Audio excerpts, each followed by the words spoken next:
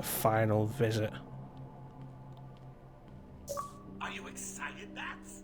I mean, we've been building up to this point all night. Don't tell me you've not been looking forward to it.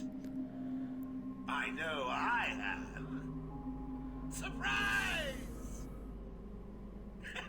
Everyone always said I should be in television. You don't want to miss this, really. It'll be a blast. You know, I never got that reveal. I always thought it was supposed to be the Joker. Like, you were supposed to think it was the Joker in there. Wait, whoa.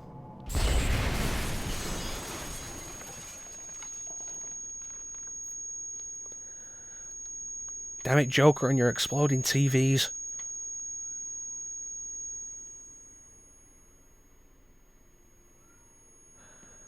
I'm gonna have to have words with you after this.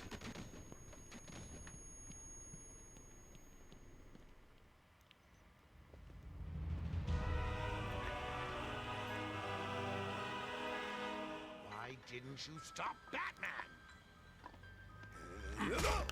I love that. It was your plan, you goofy clown. It's like my favourite Batman move. Just the casual back punch without even paying attention. I love it.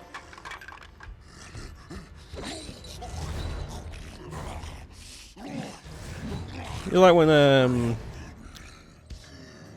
I watched the last time I watched Batman Beyond. Right, there's a point where I feel Terry McGinnis finally does begin to live up to the name of Batman. And it's in the movie where he just casually back punches one of the Jokers. And I was like, at that point, it's like, yeah, you know what, you're ready. You're ready to be Batman. You can't be Batman if you're not going to back punch people like that.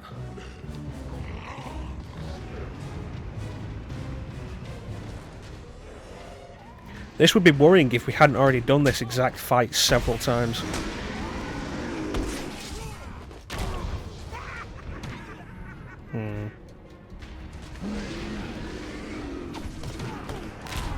Oh, come on.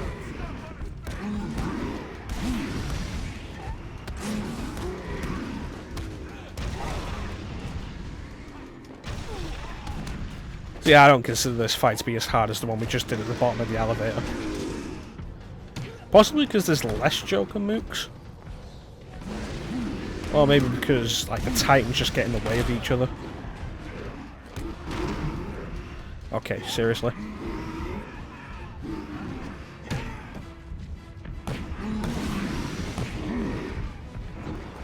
Now we can just jump on that guy.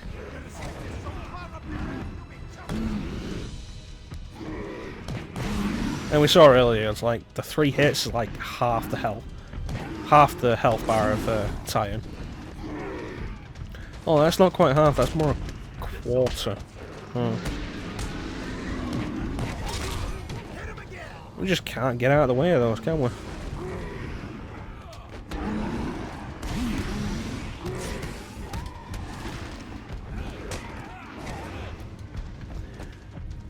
Get him! Get him! And this should knock him down. Yes. Alright. Excuse me, boys. It's not knocked him down, he just needs a little extra encouragement. 2, 3. There you go, when it's done right, it's like half a health bar of a time.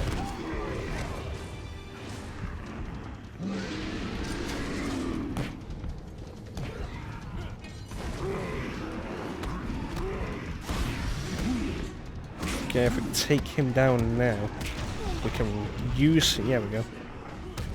Oh no, we can't use him to take down the other Titan, because the last hit is just a knockout.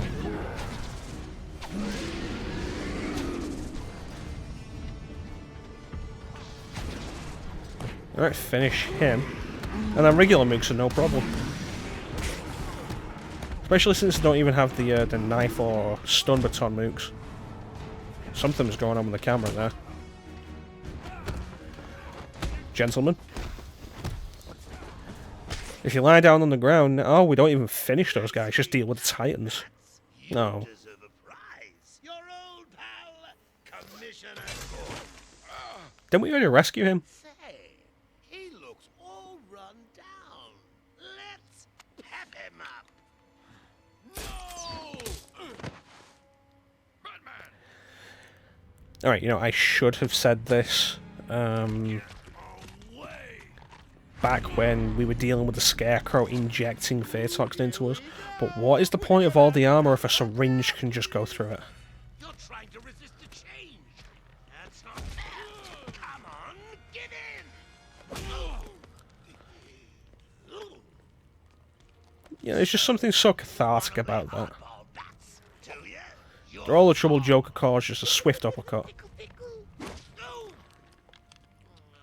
You're ruining my big night. Oh. Months of planning down the crapper. I just wanted to bring down your grim facade and for once let you see the world as I see it, giggling in a corner and bleeding. But you've denied me even that. I have nothing to live for. You know, considering that gunshot darts, presumably at a high enough velocity to pierce Batman's armor, although at this point we can't be sure Batman's armor just isn't a load of crap. Surely shooting it into the bottom of your head, like not even directly into the chin, like the soft part. I don't think there's even any bone there. Maybe a little bit further up. I don't know. But like, that would probably be a bad idea. It would probably go straight through the bottom and straight lodge itself in the top of your mouth.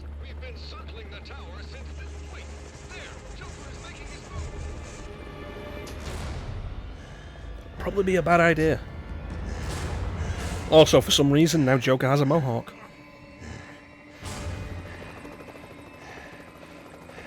We never get to see if it would do the same. Titan would do the same thing to other people's hair because everyone else who gets infected with Titan is bald. So here we are, the final battle with the Joker.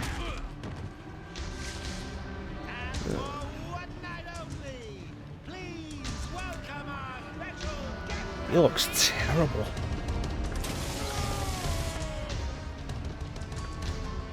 I was like, look at him with the fingers and the long nails and stuff. I really get Tyrant vibes from this. Like Resident Evil Tyrant.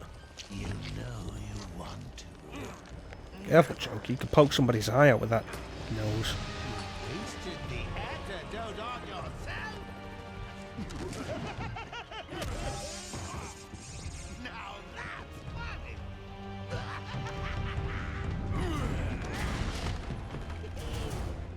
Hysterical. But you still spoil my fun. Look how terrible Joker looks like. With your blood. Are those his ribs hanging out way too wide open?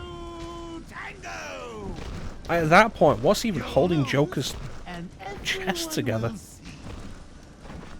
Also, I feel like his nails got longer after the cutscene ended.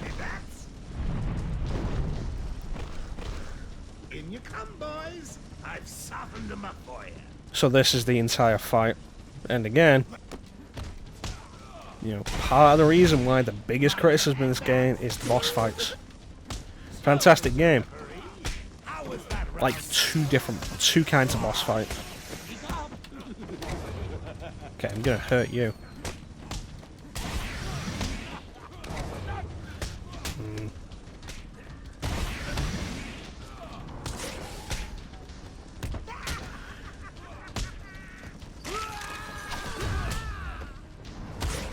Don't worry, they're not lethal explosive bombs.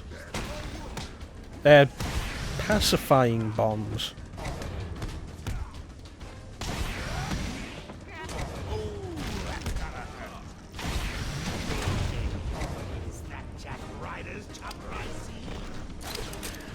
Come down here a minute, Joker. I want to have a word.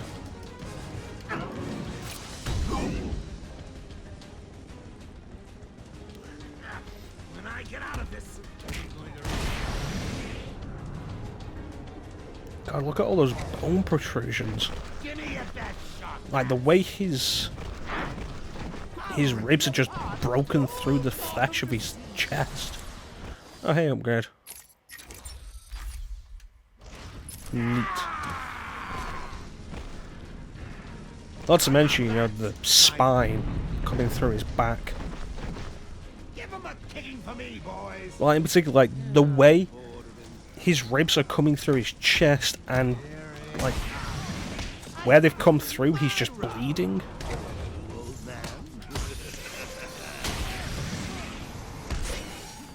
That's not pretty. That can't be comfortable.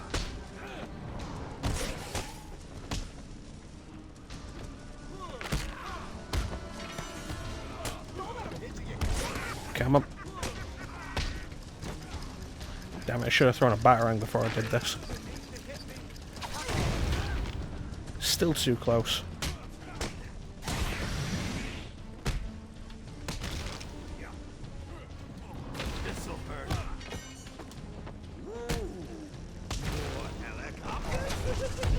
How exciting. Joker, if I could have your attention for a moment. What are you doing?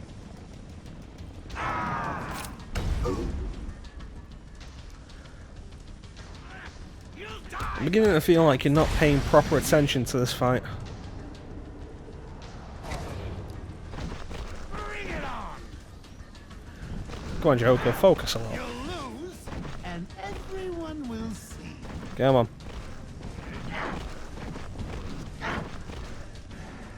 Back in a second.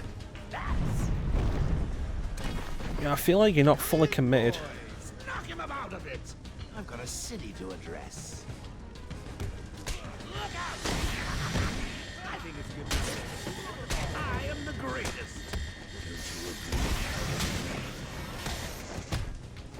Who do you think you are? The Riddler?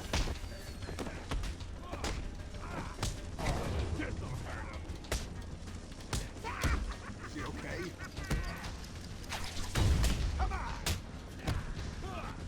Yeah, let's finish this. I'm gonna hurt you. I'm gonna get over here and then throw a batarang.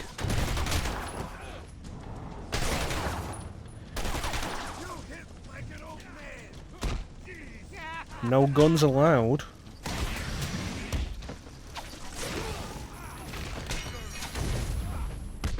Mind your head, Bats. Oh, Mr. No. Ray, how was that round? Combat's just not working for me at the minute.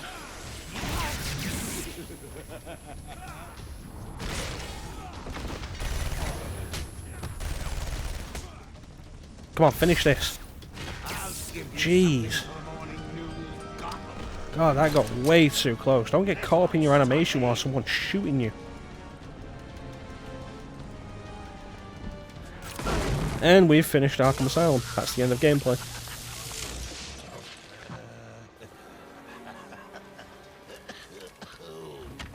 I can take it. I can take anything you throw at me, Bats. You can't beat me. I'm actually going to win. You sure about that? Ready for the next round? Always. What? I'll never let you win. Never.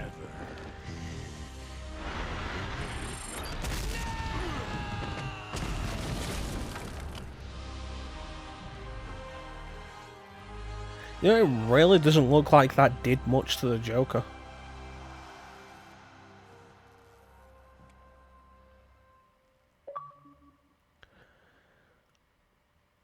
Hmm.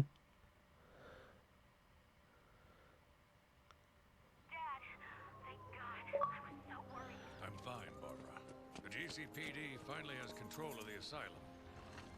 Doctors are treating the injured, but it looks like it'll take some time. All super criminals are back in custody.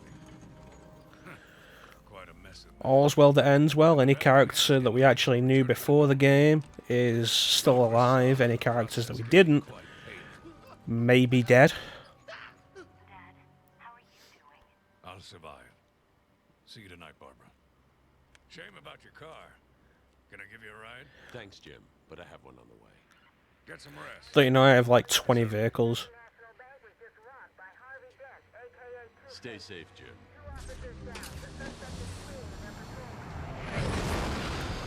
See you next time, Jim.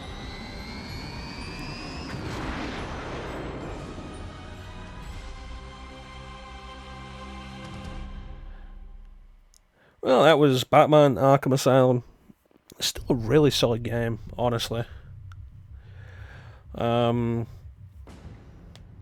There's a point, actually. We've reached a point where Bob Kane doesn't get sole credit for Batman anymore. They now also credit Bill Finger, but it's always Bob Kane with Bill Finger. That's a mess that really should never have happened. Because Batman was created, as many legendary characters were, by two people. It was created by Bob Kane, the artist, and Bill Finger, the writer. Like how Superman was created by Joe Shuster and Jerry Siegel, or how Spider-Man was created by Stan Lee and Steve Ditko. There's always the dual credit, the writer and the artist. Bob Kane managed to finagle it so that he got sole credit for Batman, and then denied Bill Finger's contributions to the creation of Batman for decades. And it's honestly just a whole mess. And we've only recently reached a point where Bill Finger will actually get credit for it. And it's a shame because he died decades ago. He never got credit for the creation of Batman in his lifetime. But yeah, Arkham Asylum is still a really solid game. The biggest problems I have with it are in comparison with its sequels. Like, the combat is improved in its sequels, the gameplay is smoother, more refined in its sequels. As its own game, the game's still really good. Like, this game kind of really helped redefine stealth gameplay, which was good because, you know, we've had a thing for years in games where mandatory stealth sequence in an action game and then it's awful. And now we're in a point where a lot of action games just have the option for stealth. Every now and then it might be mandatory, like once in a game, but the option for stealth is there through the entire game, and games will have actual stealth mechanics. And I think that's mostly down to this game really making a brilliant foundation for stealth gameplay that a lot of other games just kind of copied. Like, the combat system was copied by various other games, and I think we mentioned this earlier, like Middle-earth, Shadow of Mordor, The Amazing Spider-Man, Sleeping Dogs.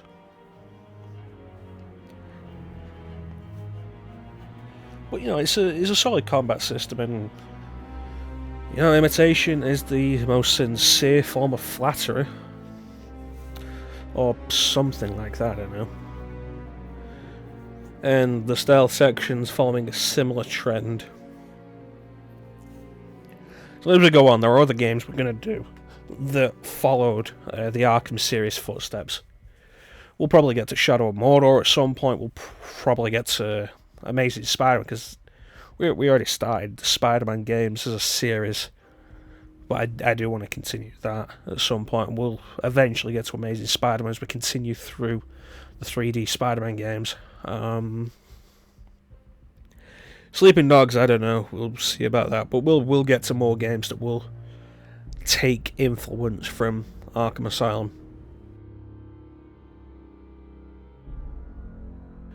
The next Batman game we're going to play, not entirely sure. Because we began the Arkham series now, we could go to Arkham City next. But, like, the Arkham series gets a lot of love, and it's a lot of justified love, because it's a fantastic series. However, the rest of the Batman games are usually kind of really overlooked in favour of the Arkham series, and I do want to give the rest of the Batman games a lot of love.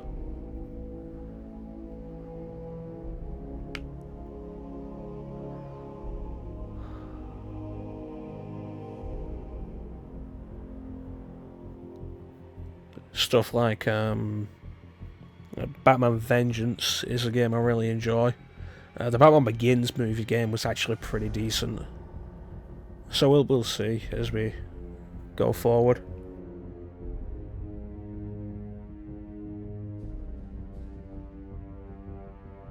I'm not sure what we'll do next, actually, now that Arkham Asylum's finished.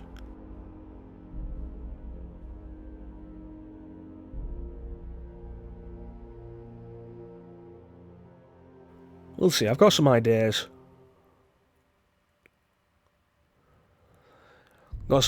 And, like, since we started the LPs, like, we've reached a new point now, like, since we started, where we have more consoles we can cover than we did before we started. Like, we started with various systems covered, like the Switch, the Wii U, the PS4, the Xbox One, the PS3, the 360. The PS2 and stuff, but we've reached a point in the last couple of months where, like, we've got a much better video solution for the PS2, which I'm very happy with. We've got the Dreamcast, and we've got a much better video solution for that now, and that's really nice. We've also got the Nintendo 64, and we're at the point now where I've got a video solution I'm actually happy with the Nintendo 64, so that's nice.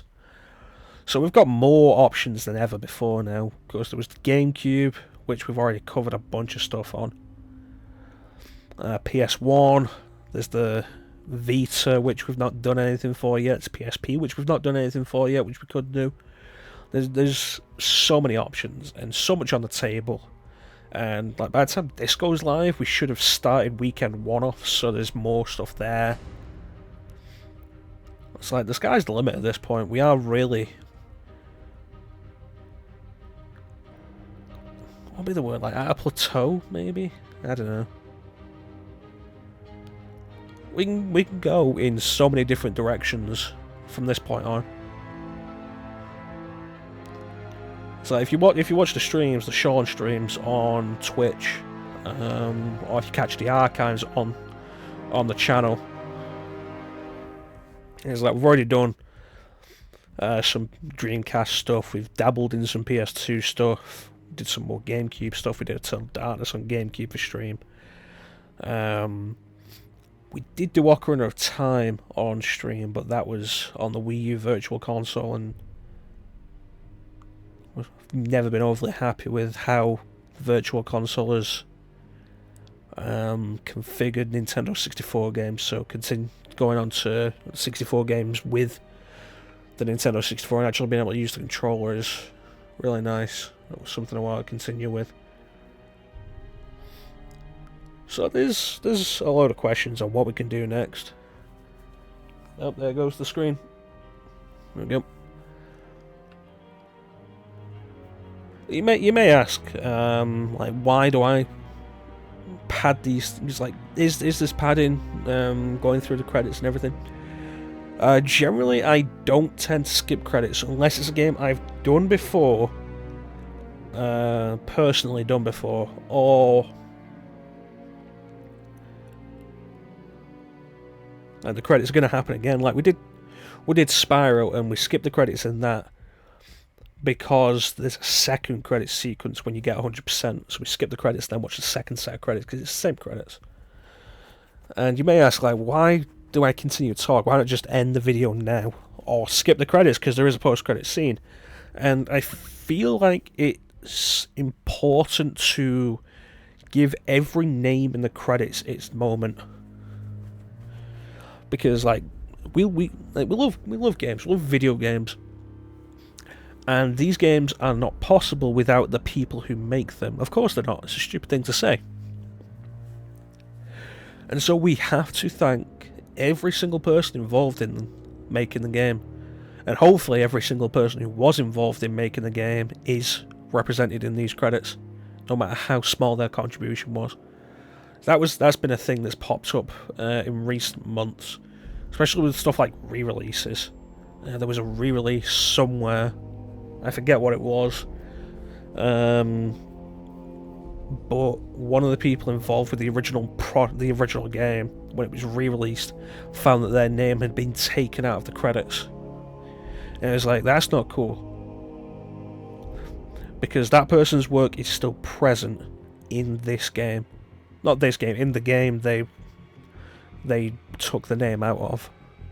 So I feel like every single person involved in the credits deserves the recognition. I say every single person, not necessarily every single person. It's like, we do an Activision game. Does the CEO of Activision deserve credit for the game? Well, did the CEO of Activision contribute anything to the game? No, well, skip that name. And so on and so forth. If they had no actual contribution, skip them. But how do you figure out who had a contribution? Like, did the QA systems administrator, William Dollar, actually do anything? Or is that just a fancy title and it was overseeing something? Who knows? QA outsourcing supervisor, Justin Parker, did he do anything? Or was he just standing around while other people did work? Who knows? Maybe, maybe not. And since you can't prove one way or the other, give that name its time in the light. Regardless of how long it makes the final part.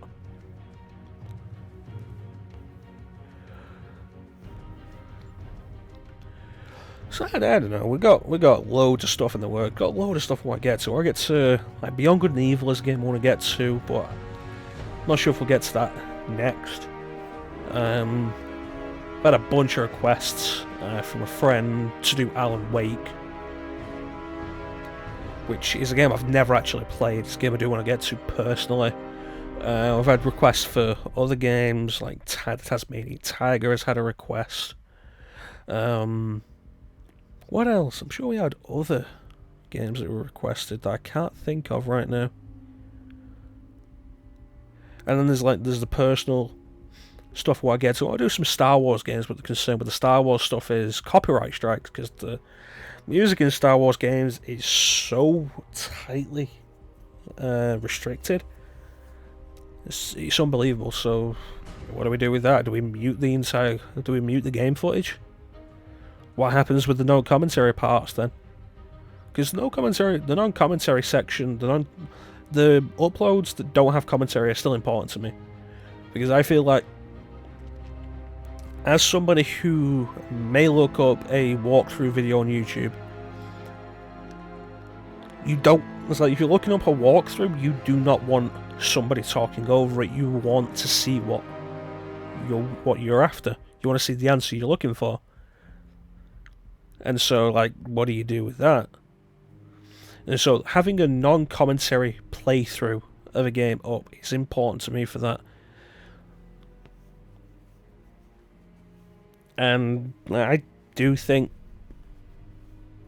it's a good thing to have. Not because it pads the number of videos. More often than not, like, the non-commentary stuff, as far as I can see, isn't being watched, but it's there. If people do want it. If somebody's on YouTube looking for a playthrough of Batman Return to Arkham Asylum with nobody talking over it, I've got it there. It's cool. So, like, you want to watch it, it's there. You don't want to watch it, that's fine. But it's there if you do. So that's important to me. But if we upload like a full Star Wars game with no in-game audio, then that's just is without the commentary at that point. That's just a silent video. And what do we do with that? Especially when, say, you're not watching the non-commentary version as a walkthrough, you're watching the non-commentary version as background noise, or because you just enjoy the sounds of the game, which isn't unheard of. What about that? When the sounds of Star Wars games are just so heavily restricted that if I upload a Star Wars game to YouTube, it will immediately be blocked in over 200 countries. Because this has happened before. Back when I was doing commentary and last night commentaries, and yeah, I realise I'm rambling now, but these credits are going on long, so they're there. Like, I appreciate these names. I'm going to ramble. Because I can ramble, it's cool. It's like, back when we were doing last night commentaries, one of our unreleased commentaries, In fact, it wasn't even unreleased. One game we never got around to commentating that was fully recorded was Star Wars The Force Unleashed, and we never got around to recording it because we had the issues with YouTube on the sound. It hit copyright with so many different pieces of music in each part and blocked them in over 200 countries. Like, what do you do with that? And it's like, okay, you can upload the commentary footage, you can upload the commentary parts without the in-game audio. Fine. Because, the point of the commentaries was the actual commentary itself. But when you're making the commentaries, you want the in-game audio, you want the voices, you want something to talk about. Oh, this piece of music's good, that piece of dialogue's bad, the delivery was bad, this voice actor's pretty good. You want that there, and not having it was a problem. That's why we never got around to that.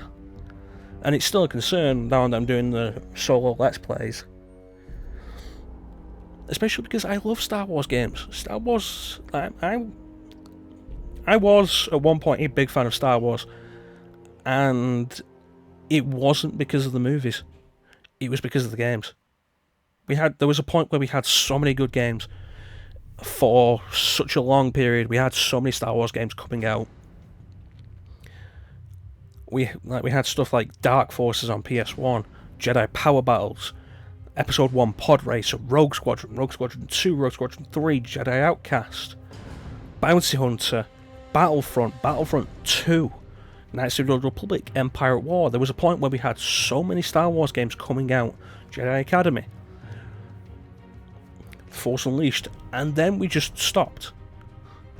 And now we have, EA's put out 2 Battlefront games since they got the license. It's been 6 years since they got the license to put out 2 Battlefront games, and they've both got problems.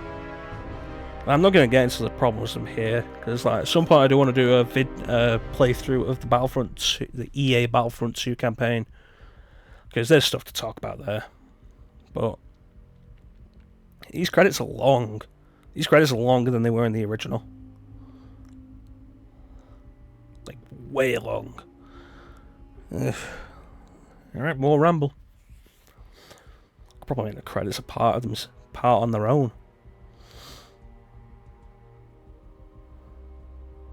If I did that, I'd have to upload the credits part.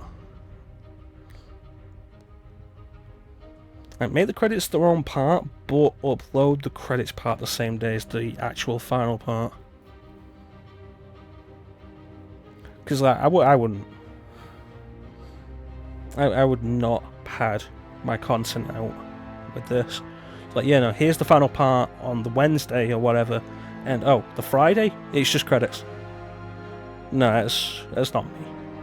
I'm guessing it's the end of it though. Alright, and then we get the post-credits. Now the post-credits here is there's a Titan container here, and a hand is going to reach up and grab it. It could be one of 3 hands. Who's it going to be? Scarecrow. It's interesting because it can be Scarecrow, it can be Killer Croc, or it can be Bane. One of the 3 villains that are left unaccounted for at the end. Alright. But that was Batman Return to Arkham Asylum.